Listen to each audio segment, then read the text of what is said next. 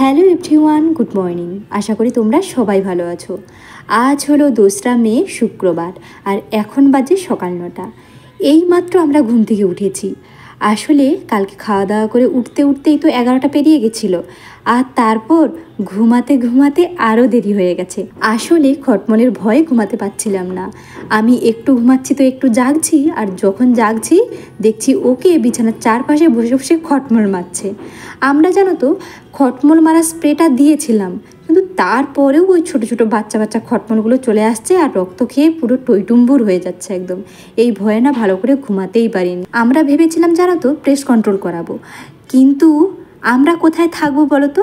আমি পাশের ব্যাচেলার ছেলেগুলোকে দেখি আর কি, ওরা যখন রুমে প্রেস কন্ট্রোল করায় তখন বন্ধুদের রুমে গিয়ে থাকে, কিন্তু আমরা কোথায় থাকবো বা আমাদের এত জিনিসপত্র কোথায় নিয়ে যাব, এই জন্য করানো হচ্ছে না আর কি। তো যাই হোক, অনেকটা দেরি করে উঠেছি, শরবতটা খেয়ে নিয়েছি, আর ওর আবার সেকেন্ড শিফটে ডিউটি আছে, তাই ও বলল মুড়ি খাবো না, তাড়াতাড়ি ভাত চাপিয়ে দাও। তাই দেখো আমি একদম তাড়াতাড়ি ভাত চাপিয়ে দিয়েছি, আর ও বসে বসে ওখানে ওর কোম্পানির কাজ সারছিল। আর কি জানো তো, মার খাওয়ার জন্য ও সবসময় ছটপট করে আর কি। তো যাই হোক, রান্না চাপিয়ে দিয়েছি, ভাত আর ডাল, আর রাত্রে পনির আমরা খেতে পারিনি সেটা আছে, আর কিছুটা ভাতও রয়েছে, পান্ত ভাত হয়ে গেছে, এই জন্য শুধু ডাল করছি। তারপর ভাতটা চাপিয়ে দিয়ে আমি ওদিকে বাসনপত্রগুলো ধুয়ে নিয়েছি, আর এদিকে ভাত হয়ে গেছে আর ডালটাও সেদ্ধ হয়ে গেছে, তাই ডালটা আমি ফোড়ন দিয়ে দিলাম। আর এখন ডালটা একটু ফুটছে, আর আমি এখন ওর কাছে এসে একটু বসলাম। আসলে অনলাইনে কিছু জিনিস নেওয়ার রয়েছে, সেগুলোই একটু দুজনে মিলে দেখতেছিলাম আর কি। কিন্তু ও এখন আবার একটু ব্যস্ত, আবার ওর জন্য আবার আমাকে একটু বসে থাকতে হলো। আর এখন সব কিছু রেডি, ভাতটা বেড়ে নেব। জানো তো, মাঝে মাঝে একটু পাগলামি করে ফেলি। আমি না খুব বুঝি, নিজেকে অনেক বোঝানোর চেষ্টা করি, তারপরেও কষ্টগুলো এমন আমি না ভুলতে পারি না। ওই যে যেমন একটা জায়গা কাটা হয়ে গেলে পুরো দরদরে হয়ে যায়, ঠিক তেমনি আমার মনে হয় আমার সাথে যা যা হয়েছে এই কিছুদিন আগেই তো হয়েছে, বা আজকেই তো হয়েছে, এমন একটা ব্যাপার হয়ে যায়, আমি কিছুতেই ভুলতে পারি না। এই যে এখন আমাদের মধ্যে কি হচ্ছে দেখো, আমার ভেতরটা এতটা কষ্ট হচ্ছে, হাঁড়িটা খুব গরম, আমি দেখো হাতে করে করে এমনি আনছি, ও আমাকে একটু বকাবকি করলো আর কি, তারপরে ওই কাপড়টা দিল। আসলে ভেতরের কষ্টটা এতটা যন্ত্রণা হয় আর কি, বাইরের কষ্টটা তখন অনুভবই করতে পারি না। আমরা ভালো জিনিসটা খুব সহজে ভুলে যাই, কিন্তু খারাপটা কিছুতেই চেষ্টা করলেও ভুলতে পারি না। কত মানুষের মন খারাপ হয় বলো তো। তো যাই হোক, খাওয়া দাওয়া করার পর তো ডিউটিতে চলে গেল, আর আমি গান করছিলাম। আর এটা হলো তার পরের দিন। আসলে ওই দিন আর ভিডিও করতে পারিনি, মনটা খুব খারাপ ছিল। Hi, good morning. Hi, good morning. Good morning. Good morning. আজ হলো শনিবার, আর আমরা ঘুম থেকে আজকে উঠেছি 9:30টার সময়। ভাবা যায় কোনো টাইমের ঠিক ঠিকানা নেই, যা মন যায় তাই করছি। আসলে কি জানো তো, এখানে আমাদেরকে তো কেউ কিচ্ছু বলার নেই, আমরা নিজেরাই নিজেদের দেশের রাজা। এতটা দেরি করে উঠেছি, তাই ও বললো আর কিছু খাবো না, ভাত চাপিয়ে দাও, শুধু শরবত খেয়েছি। আর দেখো, ও খেসারি কলাই ভিজিয়েছে, জানি না ভিজবে কিনা, আর ওদিকে ও সবজিটা কাটছে।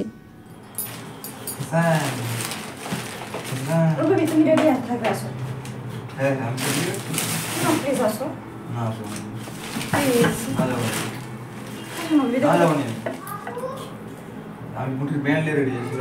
এই যে বাচ্চাগুলো, এই দেখো এগুলোই আমাদেরকে খাচ্ছিল। এর ভিতরে হয়েছে কি? পালিয়ে গেল, সব পালিয়ে গেল। এই জুতা দিয়ে অত বাচ্চা মারা সম্ভব না, ওই যে পালিয়ে পালিয়ে গেলে যতগুলো হবে। তুমি তার জন্য আমাকে দায়ী করতেছ। চলো চলো চলো চলো, ধরো ধরো, তোমরা দেখি চলো ধরো, আর আমি এদিকে ঠিক করে ভাই ভাই এই নিয়ে না আমাকে ধরো।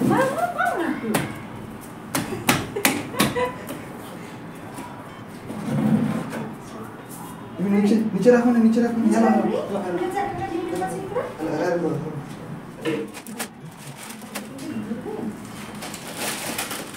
মাত্র 4টা জিনিস 400 টাকা করে।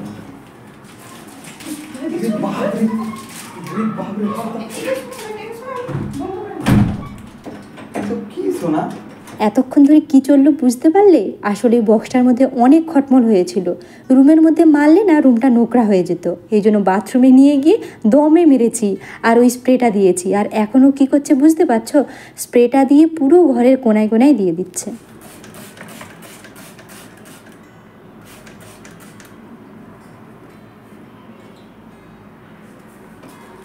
আগে এটা একটু ঝাঁটাতাম, যে কি গরম। আমিও না, তারপর দেওয়ার পরে ভাবছি তুমি ঝাড়াবে।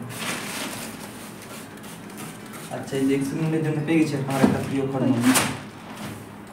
চিকেই আছে, আর ঠিক আছে পরে চিক থেকে এমন ছুটা দৌড়া করে গায়ে ঝাঁকাতে মরে গেছে। মরেনি, ছট কাটছে, মোটেই মরেনি।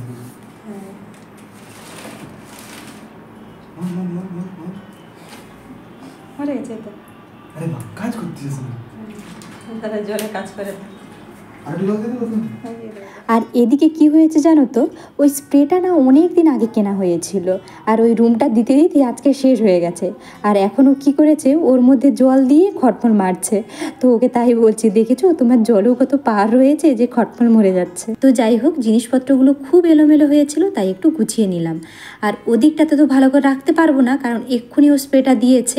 একটু ঝাড় দেবো, সেটাও আর হবে না, কারণ স্প্রেটা দিয়ে পুরো ভিজিয়ে দিয়েছে। আর ওই বক্সটা কেন খুলেছিলাম জানো তো, আসলে ওর মধ্যে না এই ছোলাটা ছিল, ওটাই বের করতে যাচ্ছিলাম। আর বের করতে গিয়েই দেখতে পেলাম যে অত খটমল হয়েছে।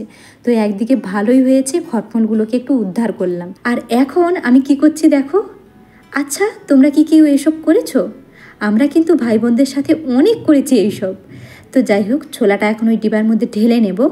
অল্প করেই ঢালবো, কারণ যদি পুরোটা ঢালি না, 2 দিনের মধ্যেই শেষ হয়ে যাবে। আসলে আমাদেরকে যখন একটু হালকা হালকা খিদে পায়, তখন আমরা এই ডিবাটা নিয়ে বসে পড়ি আর খেতে শুরু করে দিই। আসলে যখন হঠাৎ করে খিদে পেয়ে যায়, তখন কি খাবো বুঝতে পারি না। যদি বিস্কুট খাই, শরীর খুব খারাপ করে, এই জন্য বিস্কুট আমি তো এমনিতেই খাই না, তখন ছোলা খাই। আর ছোলা আমাদের শরীরের জন্য কিন্তু খুব ভালো। তো ছোলাটা তখন খেয়ে নিই। ছোটো মানুষের ছোট অল্প দেখো, কামড়ে দেখো, বড় মানুষের বড়।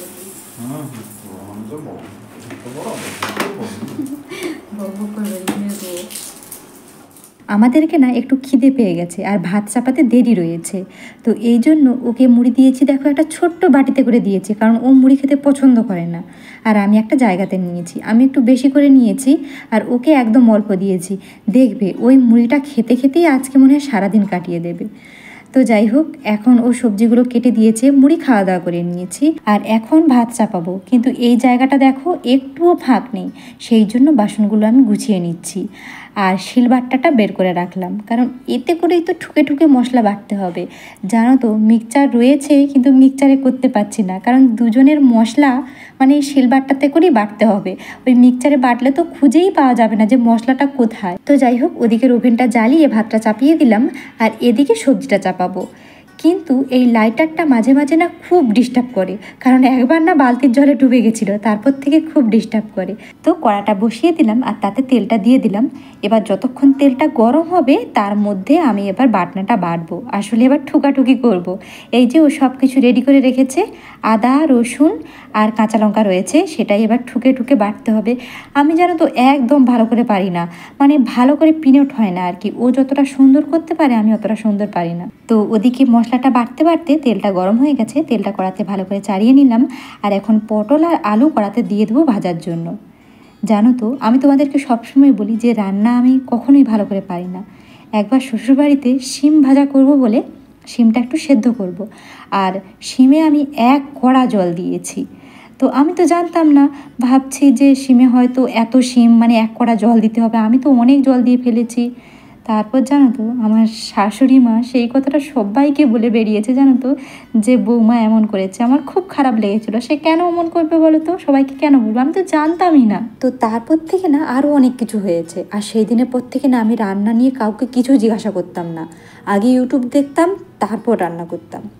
তো যাই হোক, ওদিকে পটল ভাজা চাপিয়ে দিয়ে আমি এখন একটু হ্যান্ড ওয়াশটা গড়িয়ে নিচ্ছি। আসলে ওটা শেষ হয়ে গেছিলো। তার মধ্যে আমি একটু জল মিশিয়ে দিলাম। আসলে হ্যান্ড ওয়াশটা অনেকটা মোটা থাকে, জল মিশালে একটু পাতলাও হয়ে যায়, আর অনেক দিনও যায়। তো যাই হোক, ওদিকে ওই কাজটা হয়ে গেছে, আর এদিকে পটলটাও ভাজা হয়ে গেছে। এখন সেটা তুলে নিচ্ছি। এবার তারপর মশলা কষে রান্না করে নেব। তো পটলটা এখন রান্না হয়ে গেছে, আর কলাইটা যেন সুন্দর ভিজে গেছে একদম। আমি ভেবেছিলাম হয়তো ভিজবে না। তো আমি এখন ভালো করে ধুয়ে মিক্সিং জারের মধ্যে দিয়ে দিচ্ছি। ও বলেছে কলাইটা বেটে দেবে, তো সব কলাইটা আমি দিয়ে দিয়েছি। আর এখন আমি লঙ্কা দিচ্ছি, আর লঙ্কাগুলো দেখো কত বড় বড়। ও বলছে যেন একটু ঝাল ঝাল হয়। আমি প্রথমে 3টে লঙ্কা নিয়েছিলাম, তো তারপর আবার 2টো লঙ্কা নিয়ে এসেছি। দেখবে এমন ঝাল লাগবে, শেষে আর বাথরুম থেকেই বেড়াতে পারবে। সামান্য করে দিই। আর দেখো না, থেকে জল দেবো, এতে জল দেবো, তুমি দিয়ে দেবে। হ্যাঁ, আমি তো যতটা সবই প্রয়োজন। নিয়ে আমার কাছে জল আছে, আমাকে দাও, আমি দিয়ে দেবো। তো এদিকে ভাত হয়ে গেছে আর আমি ফ্যানটা ঝরিয়ে নিচ্ছি। আর জানো তো কিছুতেই হাঁড়িটা ঠেকে না, শুধু স্লিপ খেয়ে যায়। দুটো কাপড় দিয়ে আমি তবে ঠেকাই। তো যাই হোক, এদিকে মোটামুটি এই কাজটা হয়ে গেছে। আর ও কড়াইটা বেটে দিয়েছে, আমি এখন সেটাই মিক্সিং জার থেকে বের করে নিচ্ছি। আর এখন আমি কি করছি জানো তো, কড়াই তো বের করছি, সাথে ওকে না গল্প শোনাচ্ছি। আসলে আমি যেই গল্পগুলো শুনি আর কি, ওই অডিও স্টোরি, সেগুলোই ওকে না সারমর্ম বলি। আগে যখন বাড়িতে থাকতাম তখন আমি আমার বোনকে বলতাম, গল্প শোনার পর মানে একটা বড় গল্প শুনতাম, তারপর বোনকে বলতাম। আর এখন সেই একই কাজ আমি আমার মিস্টারকে করি। ও পুরো গল্প শোনে না, আমি শুনি আর ওকে তার সারমর্মটা বলি, আর আমাকে খুব ভালো লাগে, ও শোনে। তো যাই হোক, গল্প বলতে বলতে কলাইটা রেডি করে এখন কড়াতে ভাজতে দিয়ে দিলাম। তারপর ওর কাছে গিয়ে একটু বসলাম। একটা গাঁদা ফুল দিয়ে দেবো, সেই ভুলভুলাইয়া সেই ছোটা পণ্ডিতের মতো, মনে আছে?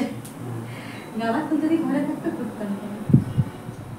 হরমোন আছে মাথায়, হরমোন বাসা করছে।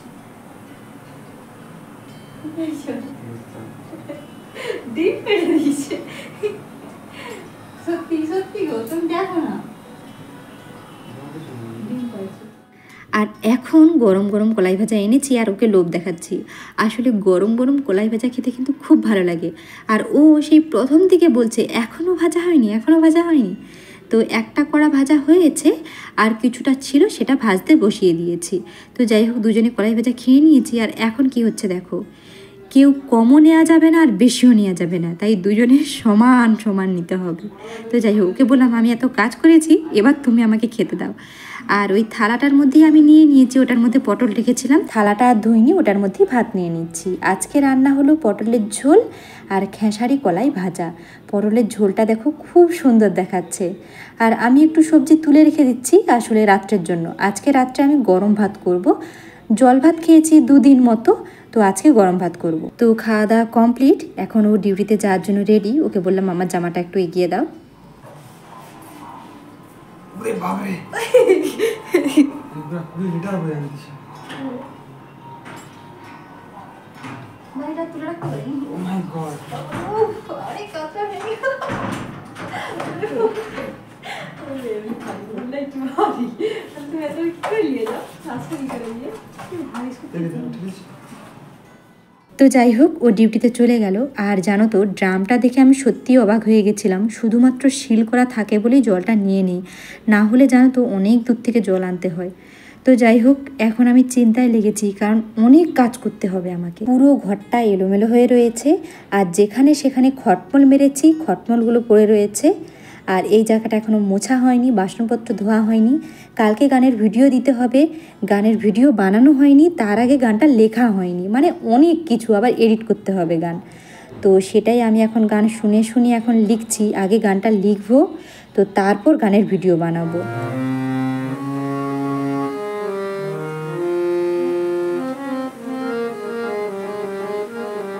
তো এখন বাজে রাত 8:30 মতো। গানের ভিডিও বানিয়ে পুরো ঘরটা মুছেছি। এখন তোমাদেরকে পুরো ঘরটা দেখাচ্ছি, মানে কেমন এলোমেলো হয়েছিল আমি একটু গোছানোর চেষ্টা করেছি। এখন একটু সুন্দর সুন্দর দেখাচ্ছে আর কি, সেটাই তোমাদেরকে দেখাচ্ছি। ঘর মুছে তারপর আমি স্নান করেছি, আর স্নান করতে অনেকটা দেরি হয়ে গেছে, শ্যাম্পু করেছিলাম। তো তারপর আমি গানগুলো সব এডিট করেছি আর কি। তো এখন আমি ভাত চাপিয়ে দিয়েছি, এই দেখো ভাত আর ডিম সেদ্ধ। আর এই যে দুপুরের সবজি রয়েছে পটলের ঝোল। জানো তো চুলটা এখনও শুকনো হয়নি, এতটাই ভেজা। তো যাই হোক, ভাত দেখো কি হয়েছে এখানটা, আমি খেয়াল করিনি, জানো তো শুধু কাজ বেড়ে যায়, আর করতে পারি না, সারা দিন ধরে চলছে। তো এটা হলো পুনের রাত। আজ বাই, সবাই ভালো থেকো, সুস্থ থেকো।